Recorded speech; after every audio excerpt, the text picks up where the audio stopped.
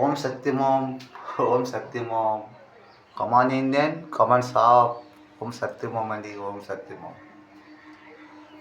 కమాలమైన సత్యమైన సత్య సంఘటనలోనే మనము మనసుతోనే మనం మాట్లాడుకుంటున్నాం కదండి. ఎస్. ఓం సత్యం ఓం. మా ఇంటి మాటలు, ఈ దేశం మాటలు, స్వర్గంలో ఉన్న మాటలు, ఈ 3 మాటలే శాంతి సేవనాయ రూపదర్శనం. ఇండియన్ మదర్ ఇండియన్ కమాన్ ఇండియన్. అమ్మ శరణబాలి కనుక దుర్గమ్మ మనసుతో మీతో మాట్లాడుతుంది. మా ఇంటి మాటలు మీకు చెప్పకపోతే మీకు ఎలాగండి తెలుస్తుంది? ఈ కలియుగం ఇంకా ఖతమైంది, మనము సత్యుగంలో వచ్చామని. మరి ఈ ప్రపంచంలో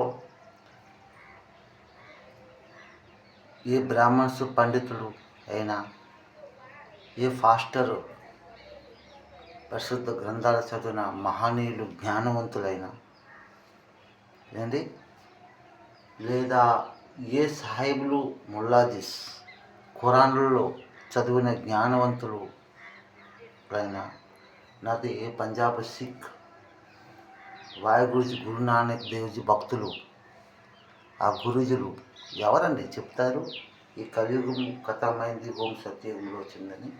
ఎవరు చెప్పగలరా? రండి ఒకసారి నాది ఎదురుగా రండి, సంఘర్షణ చేద్దాం, సంవాదం ఆడతాం, అంతరంగం మాట్లాడతాం. ఎవరికి అంత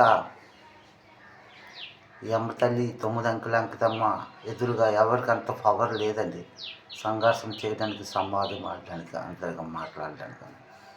నా ఎదురుగా ఒక్కరికే ఉంది సంఘర్షం, సంవాదం, అంతరంగం మాట్లాడటానికని. ఎవరికది అర్థం చేసుకోండి. ఎవరు నాతో ఎదురుగా సంఘర్షణ చేయగలరు? ఒడిశా పురి రాజా గజపతి మహారాజు గారే నా ఎదురుగా సంఘర్షణ చేయగలరు, అంతరంగం మాట్లాడగలరు. ఇది సత్యమండి. ఎందుకంటే కలియుగంలో జగన్నాథ్ అంటే బలరాం జగన్నాథ్ చెల్లెలు సుభద్రాదేవి ఆ రథాల మీద